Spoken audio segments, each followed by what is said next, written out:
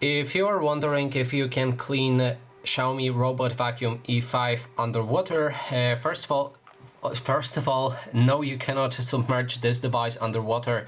It will get damaged, it won't work, so don't clean it entirely with water, even with the wet sheet or something like that. It should be only cleaned with dried materials, and you shouldn't use water on it.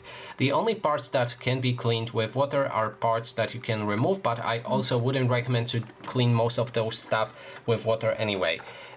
So if you unscrew the brushes right here, you can try to clean them underwater, but as I said, I wouldn't recommend it, since it could damage them. If there's dust on them, then it will go into the fibers right here, and then they will get stiff and all messy. So instead, just try to clean them with the sheet or something like that. Try to remove as much dust as possible, but do not use water if you want to preserve health for those accessories.